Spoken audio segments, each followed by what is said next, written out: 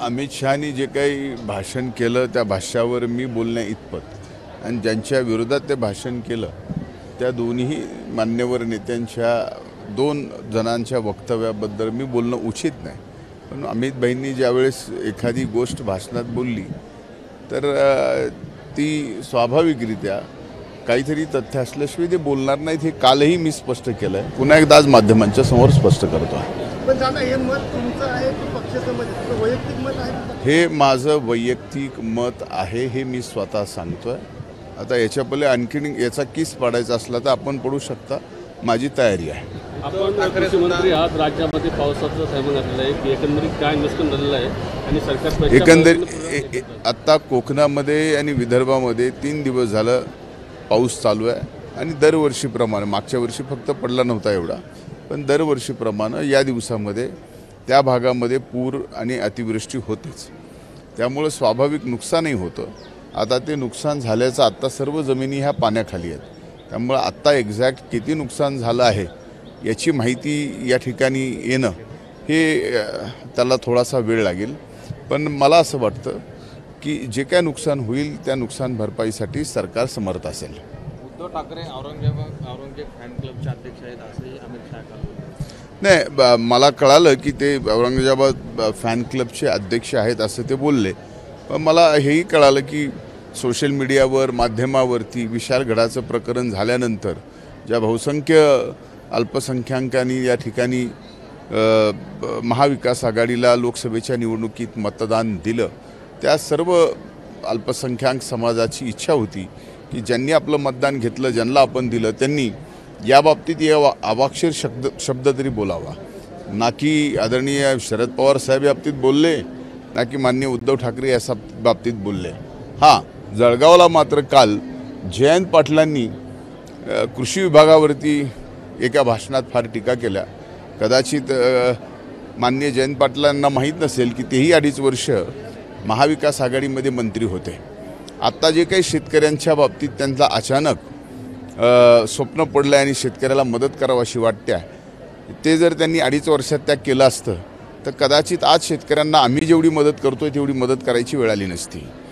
उदाहरण सांगायचं झालं तर त्यांनी पीक विम्याच्या संदर्भामध्ये फार मोठा आरोप कृषी विभागावर राज्य सरकारवर या ठिकाणी केला, तर मला अभिमान आहे की या देशातलं पीक विमा लागू झाल्यापासून पहिलं असं राज्य आहे महाराष्ट्र की राज्याने 1 रुपयाची पीक विमा योजना शेतकऱ्यांना दिली।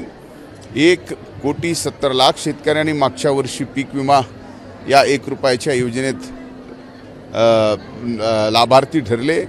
त्यात जे केंद्र आणि राज्यांनीच शेतकऱ्यांचा सुद्धा प्रीमियम भरला, असे 8,000 कोटी रुपये जेवढा प्रीमियम भरला तेवढा शेतकऱ्यांच्या खात्यात जमा करण्याची प्रक्रिया या ठिकाणी चालू आहे।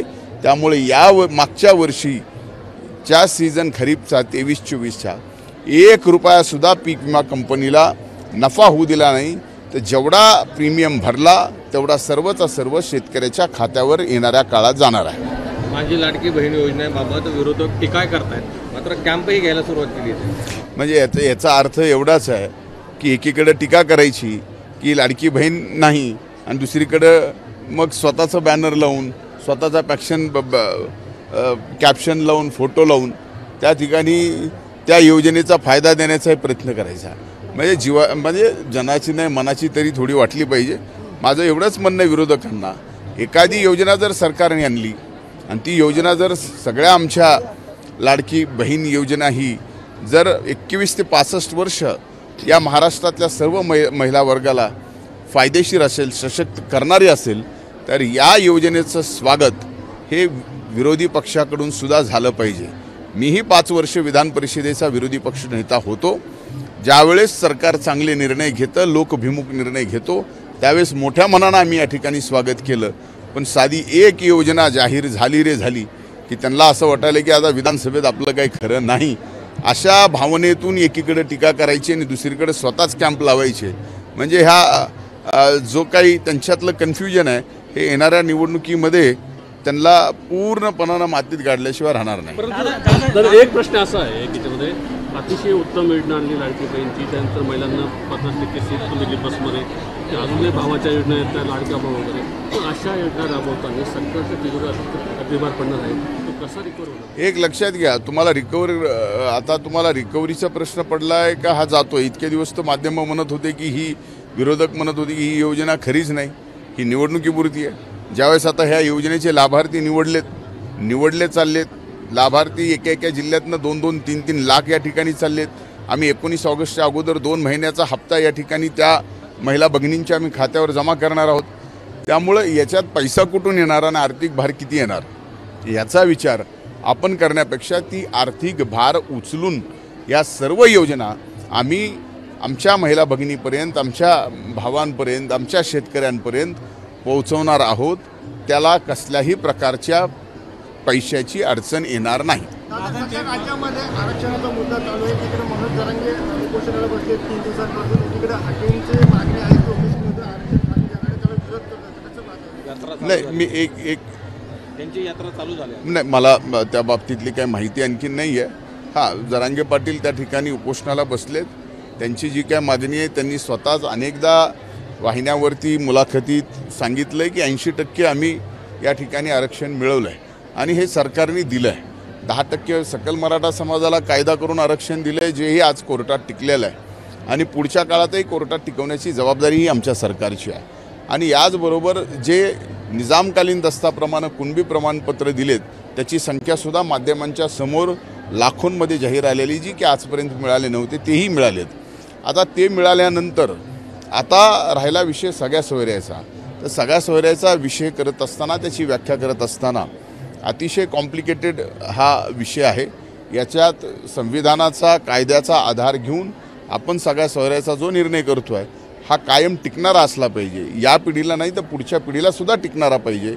आत्तापर्यंत दिलं गेलेलं सरकारने सकल मराठा समाजाला जे आरक्षण आहे, मग ते 10%चं असो, निजामकालीन दस्ताप्रमाणे दिलेलं आरक्षण असो आणि किंवा आता सगळ्या सोयऱ्याच्या होणाऱ्या बाबतीत निर्णयात असो, या बाबतीमध्ये जे कुठला निर्णय होईल तो निर्णय तर 2 झालेले टिकलेत, राहिलेला सुद्धा तो टिकलाच पाहिजे या भूमिकेत सरकार आहे. त्यामुळं त्यांनी आणखीन सरकारला वेळ दिला पाहिजे. पण आता एकूणच असं लक्षात येतं की हे आता आरक्षण 80% मिळाल्यानंतर सुद्धा फक्त 20% साठी सुद्धा सरकारला या ठिकाणी थोडीशी सुद्धा उसंत मिळू द्यायची नाही. याच्या पाठीमागं वेगळं काही आहे का, ह्याही गोष्टी आता सामान्य माणसं आणि आमचा मराठा समाजातला सुद्धा तरुण आणि सर्व एलाइट क्लास पण विचार करतोय. आरक्षणामुळे बॅनर लागले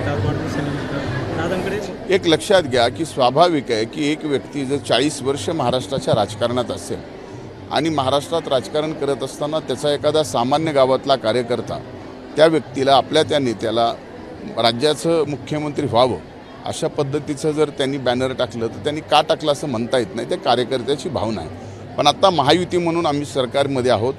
महायुतीमध्ये नंबर 1चा पक्ष भारतीय जनता पार्टी आहे. त्यांचे सर्वाधिक आमदार आहेत, ते सर्वाधिक जागा लढणार आहेत. त्यानंतर बरोबरीनं शिंदेसाहेब, त्यांच्या बरोबरीनं आम्ही राष्ट्रवादी काँग्रेस पक्ष म्हणून त्या ठिकाणी निवडणूक लढवणार आहोत. आता मात्र एक निश्चित आहे की मुख्यमंत्री कुणाचा, तर फक्त महायुतीचा, हे स्पष्ट आहे. त्यामुळं महायुतीचाच मुख्यमंत्री होणार आणि महायुतीचा मुख्यमंत्री करण्यासाठी आदरणीय मुख्यमंत्री एकनाथरावजी शिंदेसाहेब, आदरणीय देवेंद्र फडणवीस साहेब, आदरणीय अजितदादा आणि आमच्यासारखे लाखो कार्यकर्ते या ठिकाणी हाडाची काढं करून पुन्हा महाराष्ट्राच्या मायबाप जनतेची सेवा करण्यासाठी महायुतीचं सरकार आम्ही आणणार आणि महायुतीचाच मुख्यमंत्री होणार. एबीपी माझा, उघडा डोळे बघा नीट.